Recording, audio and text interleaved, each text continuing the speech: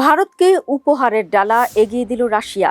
আর এই উপহার শুধুই বন্ধুত্বের, কারণ রাশিয়ার জন্য আমেরিকার সঙ্গেও আপোষ করেন নরেন্দ্র মোদীর দেশ। তাতেই খেলা জমে ক্ষীর। এবার চিরশত্রুদের শায়েস্তার পাশাপাশি নতুন সমীকরণের অংশীদার হচ্ছে ভারত। তার চেয়েও বড় কথা, উপমহাদেশের এই দুই দেশ দিয়ে নিজেরাও একে অপরের চোখে চোখ রাখতে যাচ্ছে চীন রাশিয়া। উপমহাদেশের আকাশে নতুন এক প্রতিযোগিতার রেখা স্পষ্ট হয়ে উঠছে। একদিকে রাশিয়া ভারতের মাটিতে অত্যাধুনিক স্টেলথ যুদ্ধবিমান তৈরির প্রস্তাব দিয়েছে। চীন ইতোমধ্যে পাকিস্তানের সঙ্গে যৌথভাবে তৈরি করছে চেংদু JF-17 থান্ডার যুদ্ধবিমান। এখন আলোচনা চলছে আরো উন্নত প্রযুক্তির বিমান, বিশেষ করে স্টেলথ সক্ষমতা সম্পন্ন নতুন প্রজন্মের প্ল্যাটফর্ম উৎপাদনের সম্ভাবনা নিয়ে। বিশ্লেষকদের মতে পাকিস্তানে বিমান উৎপাদনের মাধ্যমে বেইজিং শুধু একটি মিত্র দেশের সামরিক শক্তি বাড়াচ্ছে না, বরং সেখানে স্থায়ী প্রতিরক্ষা শিল্পভিত্তি গড়ে তুলে নিজের কৌশলগত উপস্থিতি দীর্ঘমেয়াদে নিশ্চিত করতে চাইছে। অন্যদিকে রাশিয়া ভারতের সামনে তুলে ধরেছে এক উচ্চবিলাসী প্রস্তাব। ভারতের ভেতরেই অন্তত 100টি সুখোই Su-57 স্টেলথ যুদ্ধবিমান যৌথভাবে উৎপাদন। এই প্রস্তাবের কেন্দ্রবিন্দুতে রয়েছে ভারতের রাষ্ট্রায়ত্ত প্রতিষ্ঠান হিন্দুস্তান অ্যারোনটিক্স লিমিটেড হালের নাসিক কারখানা, যেখানে বহু বছর ধরে লাইসেন্সের আওতায় সুখোই Su-30 তৈরি হয়েছে। রাশিয়ার ধারণা, এই অবকাঠামো ব্যবহার করে দ্রুত Su-57 উৎপাদন শুরু করা সম্ভব। দক্ষিণ এশিয়ার প্রভাব বাড়াতে চীন ও রাশিয়া এখন কয়েকটি স্পষ্ট কৌশল অনুসরণ করছে। প্রথমত, তারা সরাসরি অস্ত্র বিক্রির বদলে স্থানীয় উৎপাদন ও প্রযুক্তি হস্তান্তরের প্রস্তাব দিচ্ছে। এতে সংশ্লিষ্ট দেশগুলো শুধু অস্ত্র পায় না, নিজেদের শিল্প সক্ষমতাও বাড়াতে পারে। এই পদ্ধতিতে দীর্ঘমেয়াদে সেই দেশগুলো রক্ষণাবেক্ষণ, যন্ত্রাংশ, প্রযুক্তির জন্য সরবরাহকারী দেশের উপর নির্ভরশীল হয়ে পড়ে। দ্বিতীয়ত, চীন ও রাশিয়া তাদের মিত্র দেশগুলোর নিরাপত্তা উদ্বেগকে কাজে লাগাচ্ছে।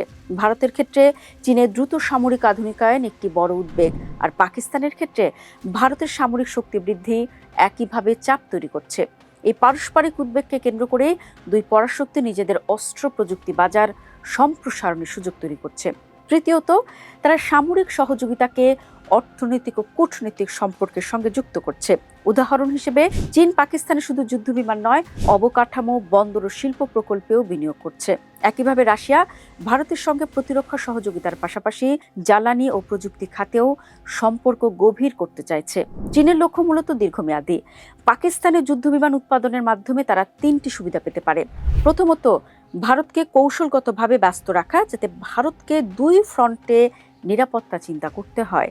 দ্বিতীয়ত, নিজেদের প্রযুক্তি অস্ত্রের জন্য একটি স্থায়ী বাজার তৈরি করা। আর তৃতীয়ত, দক্ষিণ এশিয়ায় সামরিক ও রাজনৈতিক প্রভাব ধরে রাখা। এ কারণে চীন ধীরে ধীরে পাকিস্তানের প্রতিরক্ষা শিল্পে গভীরভাবে যুক্ত হচ্ছে। ভবিষ্যতে যদি পাকিস্তানে আরও উন্নত বিমান বা ড্রোন উৎপাদন শুরু হয়, তাহলে সেটি পুরো অঞ্চলের সামরিক ভারসাম্যে বড় পরিবর্তন আনতে পারে।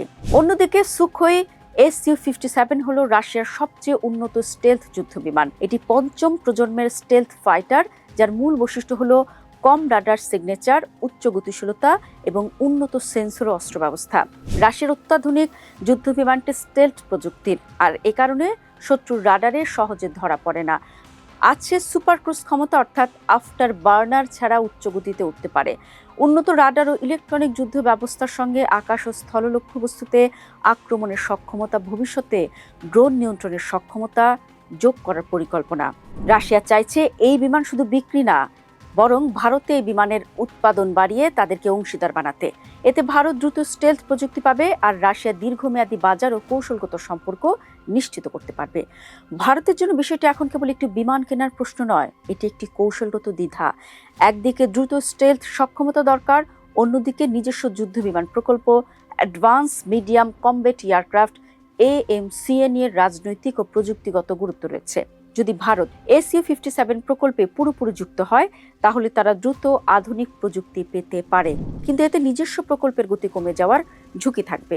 আবার যদি শুধু নিজস্ব প্রকল্পে ভরসা করে, তাহলে কয়েক বছর পর্যন্ত স্টেলথ সক্ষমতায় ঘাটতি থাকতে পারে। দর্শক, সব মিলিয়ে দক্ষিণ এশিয়া এখন একটি নতুন বাস্তবতা তৈরি হচ্ছে। চীন পাকিস্তানে এবং রাশিয়া ভারতে যুদ্ধবিমান উৎপাদনের উদ্যোগ নিচ্ছে।